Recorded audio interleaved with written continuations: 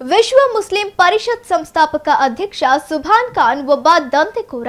ಪತ್ರಿಕೆಯೊಂದರ ಹೆಸರು ಹೇಳಿಕೊಂಡು ಚಂದ ಹಾಗೂ ಹಣ ವಸೂಲಿ ಮಾಡುತ್ತಿದ್ದಾನೆ ಎಂದು ಹಿಂದೂ ಜಾಗರಣ ವೇದಿಕೆ ಮುಖಂಡ ಸತೀಶ್ ಪೂಜಾರಿ ತೀವ್ರ ವಾಗ್ದಾಳಿ ನಡೆಸಿದರು. ಸುದ್ದಿಗೋಷ್ಠಿಯಲ್ಲಿ ಮಾತನಾಡಿದ ಅವರು, ಸುಭಾನ್ ಖಾನ್ ವಿರುದ್ಧ ಸಾಲು ಸಾಲು ಗಂಭೀರ ಆರೋಪಗಳನ್ನು ಮಾಡಿದ ಅವರು ಇಸ್ಪಿಟ್ ಜೂಜಾಟ, ವೇಶ್ಯಾವಾಟಿಕೆ ಸೇರಿದಂತೆ ವಿವಿಧ ಅಕ್ರಮ ಚಟುವಟಿಕೆಗಳಿಂದ ಬಂದ ಹಣದಲ್ಲಿ ಸುಭಾನ್ ಖಾನ್ ತನ್ನ ಕುಟುಂಬವನ್ನು ನಡೆಸುತ್ತಿದ್ದಾನೆ. ರೇಷನ್ ಅಂಗಡಿ ಮಾಲೀಕರಿಂದ ಹಾಗೂ ಬಹುಮಹಡಿ ಕಟ್ಟಡ ನಿರ್ಮಿಸಿದವರ ವಿರುದ್ಧ ಆರ್ಟಿಐ ಹಾಕುವ ಬೆದರಿಕೆ ಒಡ್ಡಿ ಹಣ ವಸೂಲಿ ಮಾಡುತ್ತಿದ್ದಾನೆ. ಇಂತಹ ಅಕ್ರಮ ಹಣದಲ್ಲಿ ಜೀವನ ನಡೆಸುವವರು ನಮಗೆ ಪೊಲೀಸ್ ಗಿರಿ, ಕಾನೂನು ಬೋಧನೆ ಮಾಡುವುದು ಹಾಸ್ಯಾಸ್ಪದ ಎಂದು ವ್ಯಂಗ್ಯವಾಡಿದರು. ತಮ್ಮ ವಿರುದ್ಧದ ಟೀಕೆಗಳಿಗೆ ತಿರುಗೇಟು ನೀಡಿದ ಸತೀಶ್ ಪೂಜಾರಿ, ನಾನು ಬೈದೂರಿನಿಂದ ಬಂದವನು, ಮಣಿ ಸರ್ಕಾರ್ ಕೇರಳದಿಂದ ಬಂದವರು ಎಂದು ಸುಭಾನ್ ಖಾನ್ ಹೇಳುತ್ತಿದ್ದಾನೆ. ಅವನಿಗೆ ಮೊದಲು ನಮ್ಮ ಊರು ಯಾವುದು ಎಂಬುದೇ ಗೊತ್ತಿಲ್ಲ. ನಮ್ಮ ಬಗ್ಗೆ ಮಾತನಾಡುವ ಮುನ್ನ ಸತ್ಯಾಂಶ ತಿಳಿದುಕೊಳ್ಳಲಿ. ನಾನು ಯಾರಿಂದಲಾದರೂ ಒಂದು ಕಪ್ ಕಾಫಿ ಕುಡಿದಿದ್ದೇನೆ ಎಂದು ಸಾಬೀತುಪಡಿಸಿದರೆ ರಾಜೀನಾಮೆ ನೀಡಲು ಸಿದ್ಧ. ನಿನ್ನ ಬಳಿ ದಾಖಲೆಗಳಿದ್ದರೆ ನೀನು ಹೇಳಿದ ಜಾಗಕ್ಕೆ ನಾನು ಬರುತ್ತೇನೆ. ಪೊಲೀಸರ ಅನುಮತಿ ಪಡೆದು ಶಾಮಿಯಾನ ಹಾಕಿಸಿ ಬಹಿರಂಗ ಚರ್ಚೆಗೆ ಬಾ ಎಂದು ನೇರ ಸವಾಲು ಹಾಕಿದರು. ವಿಶ್ವದಾದ್ಯಂತ ಮುಸ್ಲಿಮರು ಇರಬಹುದು, ಆದರೆ ಹಿಂದೂಗಳು ಮಾತ್ರ ಬೇರೆ ಪ್ರದೇಶಗಳಿಗೆ ಹೋಗಬಾರದು ಎಂಬ ಮನಸ್ಥಿತಿ ಸುಭಾನ್ ಖಾನ್ದಾಗಿದೆ. ಹಾಗಿದ್ದರೆ ಮೊನ್ನೆ ದಾವಣಗೆರೆ ಮತ್ತು ಹರಿಹರದಲ್ಲಿ ಸಿಕ್ಕಿಬಿದ್ದ ಉಗ್ರಗಾಮಿಗಳು ಯಾರು, ಅವರು ಯಾವ ಊರಿನವರು ಅಂತ ಸುಭಾನ್ ಖಾನ್ ಮೊದಲು ಸ್ಪಷ್ಟಪಡಿಸಲಿ ಎಂದು ಆಗ್ರಹಿಸಿದರು.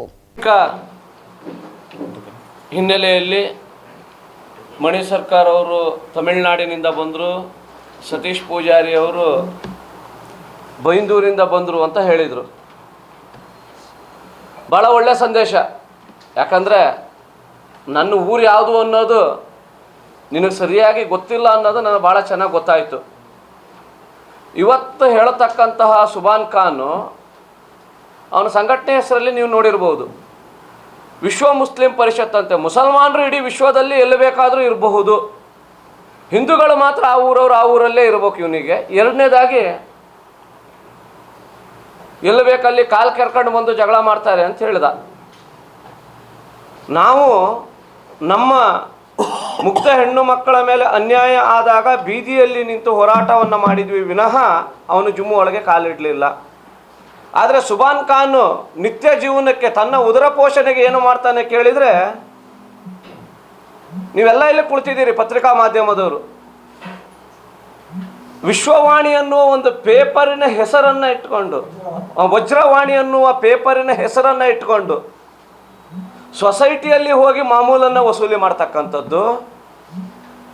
ಯಾರಾದರೂ ಬಿಲ್ಡಿಂಗನ್ನು ಬಡವರು ಕಟ್ತಾ ಇದ್ರು ಅಂತಂದರೆ ನಗರ ಪಾಲಿಕೆಯಲ್ಲಿ ಆವಾಗ G+ ಅಷ್ಟೇ ಪರ್ಮಿಷನ್ ಕೊಡ್ತಾ ಇದ್ರು. ಅವರು 2 ಬಿಟ್ಟು 3ನೇ ಅಂತಸ್ತು ಕಟ್ಟಿದ್ರೆ ಅದರಲ್ಲಿ RT ಅಡಿಯಲ್ಲಿ ಹಾಕಿ ವಂತಿಕೆಯನ್ನು ವಸೂಲಿ ಮಾಡಿ ಇವನ ಹೆಂಡತಿಯ ಮಕ್ಕಳ ಹೊಟ್ಟೆಗೆ ಅನ್ನವನ್ನು ಹಾಕ್ತಕ್ಕಂಥ ನೀಚ ಹಂದಿಯ ಸಗಣಿ ತಿನ್ನುವ ಬುದ್ಧಿಯ ವಸ್ತು ಯಾರು ಕೇಳಿದರೆ ಸುಭಾನ್ ಖಾನ್. ಆದರೆ ನಾನು ಎಲ್ಲಿ ಬೇಕಾದರೂ ಬಹಿರಂಗವಾಗಿ ಬರೋದಕ್ಕೆ ರೆಡಿ ಇದ್ದೀನಿ. ನಾಳೆನೇ ಸುಭಾನ್ ಖಾನ್ ಶಾಮಿಯಾನ ಹಾಕಿ ಎಲ್ಲಾದರೂ ಕರೀಲಿ,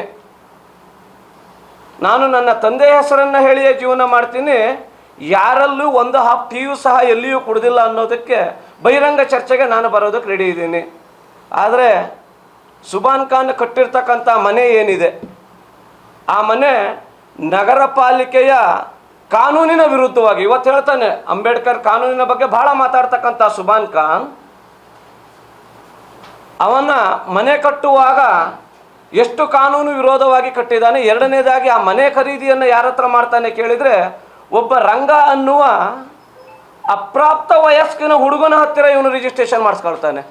ನಮಗೆಲ್ರಿಗೂ ಗೊತ್ತಿದೆ, ಕಾನೂನಿನಲ್ಲಿ ಅಪ್ರಾಪ್ತ ವಯಸ್ಕನಲ್ಲಿ ಯಾವುದೇ ಕಾರಣಕ್ಕೂ ಯಾವುದೇ ವಸ್ತುವನ್ನು ಪರಭಾರೆ ಮಾಡಬಾರದು ಅಂತಿದೆ. ಆದರೆ ಆ ಪ್ರಕರಣದಲ್ಲಿದ್ದಾನೆ. ನೀವು ಈ ಹಿಂದಿನ ದೂರನ್ನು ತೆಗೆದುಕೊಳ್ಳೋದಾದರೆ, ಬಾಟ್ಲಿ ಬಿಲ್ಡಿಂಗಿನಲ್ಲಿ ಒಂದು ಇಸ್ಪೇಟ್ ದಂಧೆಯನ್ನು ಸೀಜ್ ಮಾಡಿದ್ರು. ಆ ಇಸ್ಪೇಟ್ ದಂಧೆಯ A1 ಆರೋಪಿ ಜೊತೆಗೆ ಅಲ್ಲಿ ನಡೆಸ್ತಕ್ಕಂಥ ಇಸ್ಪೇಟ್ ದಂಧೆ ನಡೆಸ್ತಕ್ಕಂಥವನು ಯಾರು ಕೇಳಿದರೆ, ಆ ಹಂದಿ ಸಗಣಿಯನ್ನು ತಿನ್ನುವ ಸುಭಾನ್ ಖಾನ್. ಇವನು ನಮಗೆ ಇವತ್ತು ಕಾನೂನಿನ ಬಗ್ಗೆ ಮಾತಾಡ್ತಾನೆ. ಈ ಹಿಂದೆ ಅದರ ಹಿಂದೆ ಅವನು ಒಂದು JH ಪಟೇಲ್ ಅವರು ಮುಖ್ಯಮಂತ್ರಿ ಇದ್ದಾವಾಗ ಒಂದು ಕೇಸಲ್ಲಿ ಸಿಕ್ಕಂತಾನೆ. ಯಾವ ಕೇಸು ಕೇಳಿದರೆ BF CD-ಗಳನ್ನು ಕ್ಯಾಸೆಟ್ಗಳನ್ನು ಮಾರ್ತಕ್ಕಂಥ ಕೇಸಲ್ಲಿ. ನಾವು ಯೋಚನೆ ಮಾಡಬೇಕು ಇವನ ಮಾನಸಿಕತೆ ಎಷ್ಟಿದೆ ಅಂತೇಳಿ. ಇವನಿವತ್ತು ಹಿಂದೂ ಹೆಣ್ಣು ಮಗಳಿಗೆ ಅನ್ಯಾಯ ಆಗಿದೆ, ಅವ್ರ ತಾಯಿ ಹತ್ರ ಹೇಳ್ತಾನೆ ನನ್ನ ಮಗ ಅಫೈರ್ ಒಬ್ಬರ ಹತ್ರ ಇಟ್ಕೊಳೋದು ಅಂತೇಳಿ. ಅಂದರೆ ಇವರಿಗೆ ಹೆಣ್ಣು ಮಕ್ಕಳು ಅಂತಂದರೆ ಉಳುವ ಭೂಮಿ, ಯಾರು ಬೇಕಾದರೂ ಉಳ್ಬಹುದು, ಯಾರು ಬೇಕಾದರೂ ಬಿತ್ತಬಹುದು. ಅದರಲ್ಲಿ ಸಂಸ್ಕಾರ ಅನ್ನೋದು ಇಲ್ಲ ಅನ್ನೋದನ್ನು ನೇರವಾಗಿ ಜಗಜ್ಜಾಹೀರಾತು ಮಾಡಿರೋದು ಯಾರು ಕೇಳಿದ್ರು ಸುಭಾನ್ ಖಾನು. ನೀನು ಹೇಳಿದೆಯಲ್ಲಪ್ಪ ಅವರು ತಮಿಳ್ನಾಡವರು, ಇವರು ಬೈಂದೂರವರು ಅಂತೇಳಿ. ಮೊನ್ನೆ ತಾನೇ ಮಂಡಕ್ಕಿ ಬಟ್ಟಿಯಲ್ಲಿ ಒಬ್ಬ ಉಗ್ರಗಾಮಿ ಸಿಕ್ಕ, ನಿನ್ನ ಸಹೋದರ. ಅವನು ಊರು ಯಾವುದು ಅಂತ ನೀನು ಹೇಳಬೇಕಲ್ಲ. ಆದ 3 ವಾರದಲ್ಲಿ ಹರಿಹರದ ಗ್ರಾಮಾಂತರದಲ್ಲಿ ಒಬ್ಬ ಉಗ್ರಗಾಮಿ ಸಿಕ್ಕ, ಅವನು ಊರು ಯಾವುದು ಅಂತ ಹೇಳಬೇಕಲ್ಲಪ್ಪ.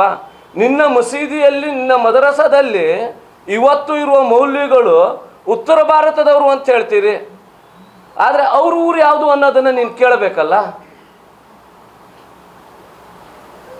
ಆ ಮೂಲಕ ಸುಭಾನ್ ಖಾನಿಗೆ ನಾನು ನೇರವಾಗಿ ಕೇಳ್ತೀನಿ, ನೀನು ಎಲ್ಲೇ ಬೇಕಾದರೂ ಬಹಿರಂಗ ಚರ್ಚೆಗೆ ಬಾ. ನಾನು ನನ್ನ ಪರಿಶ್ರಮದ ಬೆವರಿನ ಹಣದಲ್ಲಿ ಜೀವನ ಮಾಡ್ತಾ ಇದ್ದೀನಿ. ನೀನು ಯಾವತ್ತಾದರೂ ಆ ರೀತಿ ದುಡಿದಿರುವ ಒಂದೇ ಒಂದು ಉದಾಹರಣೆ ಇದ್ದರೆ ಬಹಿರಂಗ ಚರ್ಚೆಗೆ ಬಾ. ಜೊತೆಗೆ ಕೋಮು ಸೌಹಾರ್ದತೆಯನ್ನು ಕೆಡಿಸ್ತಕ್ಕಂಥವ್ರು ಅಂತಂದು ನಿನ್ನ ಥರ BF ಕ್ಯಾಸೆಟನ್ನು ಮಾರ್ತಕ್ಕಂಥವ್ರು ನಾವಲ್ಲ. ನಿನ್ನ ಥರ ಇಸ್ಪೇಟ್ ದಂಧೆ ಮಾಡುವಂಥವ್ರು ನಾವಲ್ಲ. ನಿನ್ನ ಥರ ಯಾರು ಅಪ್ರಾಪ್ತ ವಯಸ್ಕರ ಹತ್ತಿರ ಜಮೀನನ್ನು ಅಥವಾ ಮನೆಯನ್ನು ಖರೀದಿ ಮಾಡಿಕೊಂಡವರು ನಾವಲ್ಲ. ನಿನ್ನ ಥರ ನಗರ ಪಾಲಿಕೆಯ ಕಾನೂನನ್ನು ಗಾಳಿಗೆ ತೂರಿ ಬಿಲ್ಡಿಂಗ್ ಕಟ್ಟಿರ್ತಕ್ಕಂಥವ್ರು ನಾವಲ್ಲ. ಹಾಗಾಗಿ ಕಾನೂನು, ಈ ದೇಶದ ಕಾನೂನು ಏನಿದೆ, ಅಂಬೇಡ್ಕರ್ ಹೇಳಿರ್ತಕ್ಕಂಥ ಕಾನೂನು ಏನಿದೆ, ಸಂವಿಧಾನ ಏನಿದೆ, ಅದಕ್ಕೆ 100ಕ್ಕೆ 100 ಕಟಿಬದ್ಧವಾಗಿ ನಿಂತಿರ್ತಕ್ಕಂಥವ್ರು ಹಿಂದೂ ಪರ ಸಂಘಟನೆಯವರು. ನಿನ್ನೆ ಏನು ಪತ್ರಿಕಾಗೋಷ್ಠಿಯನ್ನು ಮಾಡಿರ್ತಕ್ಕಂಥ ಅವಿವೇಕಿಗಳೇನಿದ್ದೀರಿ, ನಾವೇನೂ ಮಾಡಲಿಲ್ಲ. ಆದರೆ ನೀವೇ ಹೇಳ್ತೀರಿ ನನ್ನ ಮಗ ಒಬ್ಬಳ ಜೊತೆಗೆ ನೆಕ್ಕಡ್ ವಿವಸ್ತ್ರಧಾರಣೆಯಾಗಿ ಇದ್ದರು, ನನ್ನ ಮಗಳ ಒಬ್ಬರ ಜೊತೆಗೆ ಮಾತ್ರ ಅಫೇರನ್ನು ಇಟ್ಕೊಂಡಿದ್ದ. ಹಾಗಾದರೆ 1 ವರ್ಷದ ಹಿಂದೆ ಇನ್ನೊಂದು ಹುಡುಗಿಯ ಜೀವನವನ್ನು ಹಾಳು ಮಾಡಿ ಡೈವರ್ಸ್ ಕೊಡಿಸಿ ಕಳಿಸಿದ್ರಲ್ಲ ನಿಮ್ಮ ಸಮಾಜದ ಹೆಣ್ಣೆ. ಈಗೊಬ್ಳು 4 ತಿಂಗಳು ಗರ್ಭಿಣಿಯಾಗಿ ಪ್ರೆಗ್ನೆಂಟ್ ಆಗಿದ್ದಾಳಲ್ಲ, ಅವಳ ಜೀವನ ಏನು? ನಿನ್ನ ಅಕ್ಕನಿಗೋ, ಸುಭಾನ್ ಖಾನನ ಹೆಂಡತಿಗೋ, ಸುಭಾನ್ ಖಾನನ ಅಮ್ಮಗೋ, ಸುಭಾನ್ ಖಾನನ ಅಕ್ಕ ತಂಗಿಯರಿಗೋ, ಮಗಳಿಗೋ ಈ ರೀತಿ ಮಾಡಿದರೆ ಸುಭಾನ್ ಖಾನ್ ಬಂದು ಪತ್ರಿಕಾಗೋಷ್ಠಿ ಮಾಡ್ತಾ ಇದ್ನ? ಇಲ್ಲಿಯ ತನಕನು ಹಿಂದೂ ಸಮಾಜ ಮುಸಲ್ಮಾನರನ್ನೇನು ವಿರೋಧ ಮಾಡಿಲ್ಲ, ಆದರೆ ನಿಮ್ಮ ಕೆಟ್ಟ ಗುಣಗಳನ್ನು ವಿರೋಧ ಮಾಡ್ತಾ ಇದೆ.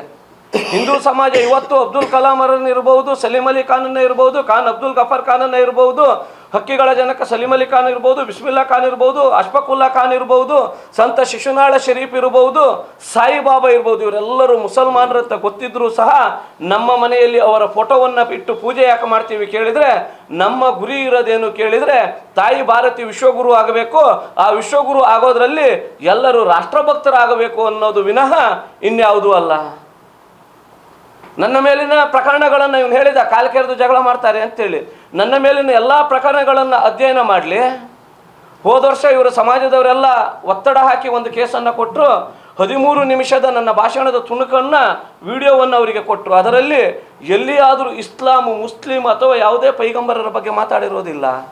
ನಾನು ಮಾತಾಡಿರ್ತಕ್ಕಂಥದ್ದೇನು ಕೇಳಿದರೆ, ಹಿಂದೂ ಸಮಾಜಕ್ಕೆ ಅನ್ಯಾಯ ಆದಾಗ ನಾವು ನೇರವಾಗಿ ದೂರನ್ನು ದಾಖಲಿಸಬೇಕು, ಅಂಬೇಡ್ಕರ್ ಬರೆದಿರ್ತಕ್ಕಂಥ ಸಂವಿಧಾನಕ್ಕೆ ಗೌರವ ಕೊಡಬೇಕು, ನಮ್ಮ ಕಾನೂನಿಗೆ ನಾವು ಗೌರವ ಕೊಡಬೇಕು ಅಂತೇಳಿ ಅದನ್ನು ಚಾರ್ಜ್ ಶೀಟ್ ಬೇಕಾದ್ರೆ ತೆಗೆದು ನೋಡು. ಸುಭಾನ್ ಖಾನ್, ನೀನೇನು ಮಾಡಿದೀಯಾ, ಯಾರಿಗೆ ಮಾತಾಡಿದೀಯಾ, ಪೂರ್ವಾಪರವನ್ನು ತಿಳ್ಕೊಂಡು ನೀನು ಇನ್ನಾದರೂ ಬದಲಾವಣೆ ಆಗಿ ಆ BF ಅನ್ನು ಸೆಕ್ಸ್ ಅಂತಕ್ಕಂಥದ್ದಕ್ಕೆ ಉತ್ತೇಜನ ಕೊಡೋದನ್ನು ಬಿಡು, ವೇಶ್ಯಾವಾಟಿಕೆಯನ್ನು ಮಾಡೋದನ್ನು ಬಿಡು, ಇಸ್ಪೇಟ್ ಆಡಿಸೋದನ್ನು ಬಿಡು, ಜೊತೆಗೆ RT ಹೆಸರಿನಲ್ಲಿ ಜನಗಳ ವಂತಿಕೆಯನ್ನು ಮಾಡೋದನ್ನು ಬಿಡು ಅನ್ನೋದಕ್ಕೆ ಈ ಮೂಲಕ ನಾನು ಅವನಿಗೆ ಆಗ್ರಹಪಡಿಸ್ತೀನಿ.